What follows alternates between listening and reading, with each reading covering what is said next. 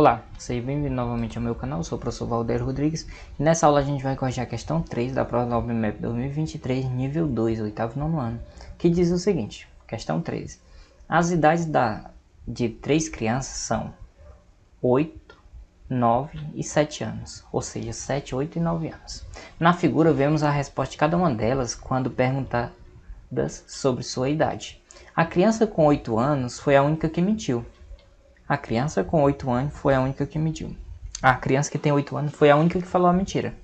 Então, no caso aqui, eu perguntei qual é a sua idade para essa aqui. Ela respondeu não é 7. Então, nesse caso, como não é 7, então a idade dela pode ser 8 ou 9, se ela estiver falando a verdade.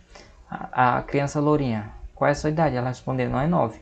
Então, nesse caso, é 8 ou 7. Mas perceba que a criança com 8 anos foi a única que mentiu. Essa aqui não pode ter 8 anos nem essa, porque elas têm que mentir. Se ela tivesse 8 anos, ela não poderia dizer que a idade dela não é 7, porque se fosse 8, ela estaria falando a verdade. Quando eu digo, se a minha idade for 8 anos, eu digo, a minha idade não é 7, então eu estou falando a verdade, porque é 8. Então, nesse caso, não pode ser 8, não pode ser 8. Então, elas estão falando a verdade. Então, a idade dessa aqui é 9 e a idade dessa aqui é 7. E essa aqui foi a única que mentiu, porque falou, a idade dela não é 8. Se ela tivesse falando a verdade, a idade dela seria 7 ou 9. Se ela tivesse falando a verdade, tá? Mas a idade dela, quando ela diz que a idade dela não é 8, é porque a idade dela é 8. Porque ela está mentindo, de acordo com as outras.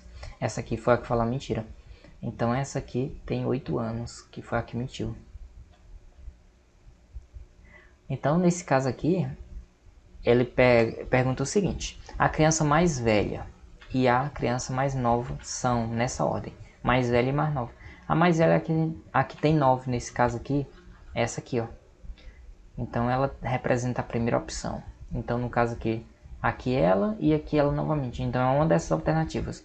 E a criança mais nova é a lourinha. A lourinha se encontra aqui na letra B. Então, a gabarita aqui é a letra B. Eu espero que vocês tenham gostado dessa solução, tá? A mais velha e a mais nova é a que tem 9 e 7 anos. Nessa ordem. Na próxima aula a gente vai corrigir a questão número 14, tá? Se você gostou dessa aula, deixa um joinha aí. Se ainda não for inscrito no canal, aproveita e se inscreva. Te espero na próxima aula. Até lá!